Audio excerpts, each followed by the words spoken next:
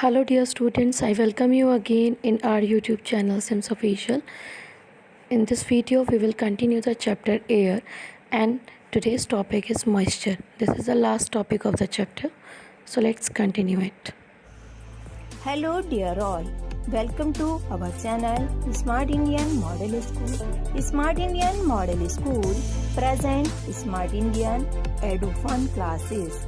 EduFun online classes includes course studies of playgroup to class 12, emotional and communication skills, happiness classes and DIY. Now we will read about the moisture. When water evaporates from land and different water bodies, it becomes water vapor.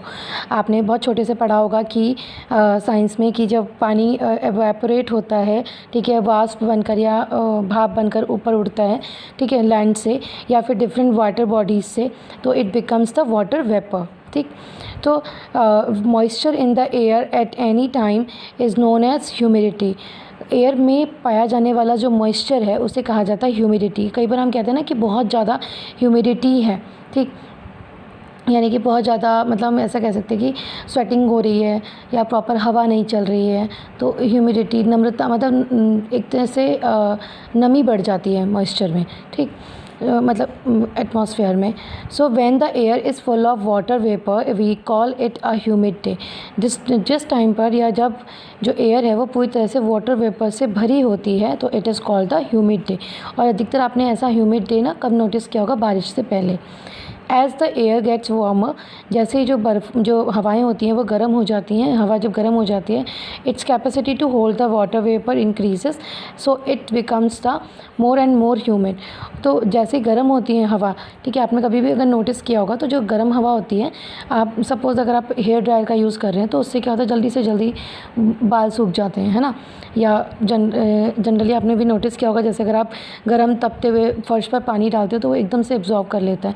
तो वही है कि यहाँ पर क्या कह रहा है कि as the air gets warmer, जैसे भी हवा गर्म होती है तो इट कैपेसिटी टू होल्ड, उसकी जो वाटर वेपर की कैपेसिटी है वो और ज़्यादा बढ़ जाती है और वो और ज़्यादा से ज़्यादा ह्यूमिड हो जाती है, नमी वाली हो जाती है. So on a humid day clothes take longer to dry and heat and sweat from our body does not evaporate easily and making us feel very uncomfortable. और जनरली ऐसे एग्जाम्पल क्या होते हैं कि जो क्लोथ्स हैं वो सूखते नहीं हैं, उनमें नमी बनी रहती है. और मैंने अभी आपको पहले ही बताया था कि स्वेटिंग होती रहती है, स्वेटिंग प्रॉपर मतलब ना तो पसीना सूखता है और ना ही मतलब आपको कंफर्टेबल फील होता है, ठीक, आप अपना बहुत ही ज़्यादा अनकंफर्टेबल हो जाते हैं. When the water vapours rises it starts cooling and the water vapour condensed causing formation of droplets of water. When the water vapour, जो वाटर वेपर है जब वो ऊपर उठता है तो क्या होता है कि जब एयर से छूटने लग जाता है तो क्या होता है कि अपने आप ही जो वेदर है वो अपने आप ही कूल होने लग जाता है. And the water vapour condense, और वाटर वेपर की वजह से क्या होता है कि ड्रॉपलेट्स ऑफ वाटर यानी कि बूंदें बन जाती हैं. Clouds are just masses of the such water vapour droplets. और इस तरह से जो क्लाउड्स होते हैं वो ऐसे ही एक झुंड होता है उन वाटर ड्रॉपलेट्स का, बूंदों का, ठीक है. So when these droplets of water become too heavy to float in air, और जब ये ड्रॉपलेट्स बहुत ज़्यादा हैवी हो जाती है और हवा के साथ मूव नहीं कर पाती या फ्लोट नहीं कर पाती, then they come down as precipitation, तो वो ज़मीन पर नीचे गिरने लग जाती हैं बूंदों के रूप में, यानी कि बारिश के रूप में, ठीक है. प्रेसिपिटेशन मीन्स होती है rain. Clear? Jet planes flying in the sky leave a white trail and behind them and the moisture from these engines condenses. आपने जब जेट प्लेन उड़ते हुए देखे होंगे तो आपने ये भी नोटिस किया होगा कि उसके पीछे से एक वाइट कलर की ट्रेल, मतलब हम ऐसा जैसे वो उड़ा और उसके पीछे से एक पूंछ जैसी आ रही है या फिर एयर आ रही है, ठीक है, तो एक स्मोक टाइप का वाइट कलर का दिखता है, तो दैट इज़ द मॉइस्चर. वो इंजन में से जो मॉइस्चर, ठीक है, इंजन जब गर्म होता है उससे जो मॉइस्चर निकलता है, ठीक है, वो वही वाइट ट्रेल होती है. And we see trail of this condensed moisture for sometimes when there is no air movement to disturb it.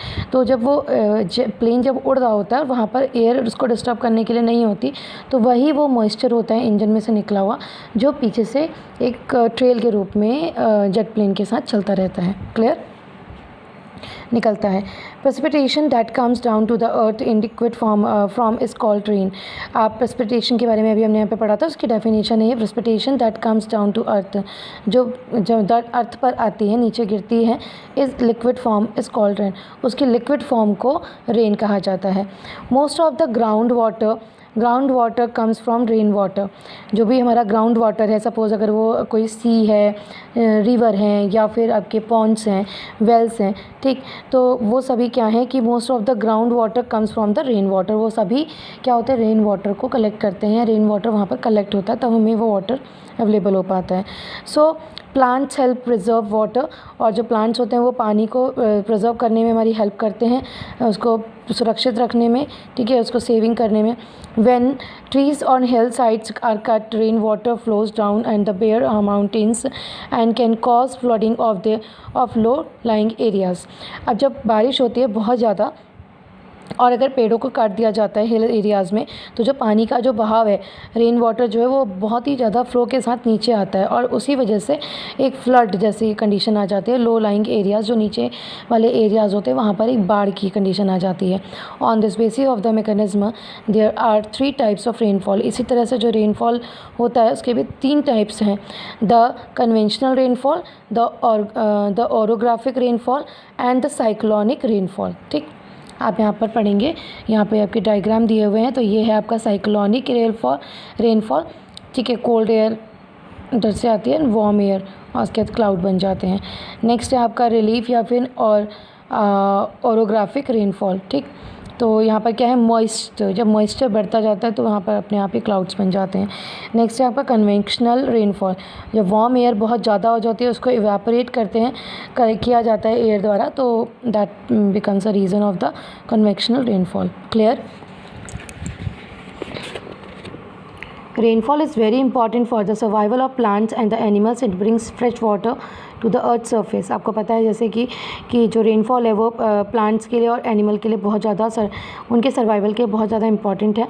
It brings, और इसके साथ ही ये फ्रेश वाटर भी अर्थ सरफेस तक लाती है। इफ़ रेनफॉल इज़ लेस, अगर बारिश कम होती है, water scarcity and drought occur. On the other hand, if it is more, floods take place. आपको पता ही है कि जब अगर बारिश कम होती है तो पानी की कमी हो जाती है और सूखा हो जाता है, और दूसरी तरफ अगर पानी एक लिमिट से ज़्यादा हो जाता है तो बाढ़ तक आने, मतलब जो फ्लड्स हैं वो आ जाती हैं, यानी कि बाढ़ आ जाती है, तो वो भी हमारे लिए हार्मफुल हो जाता है। So that's all for today. Hope you have understood it better. Thank you.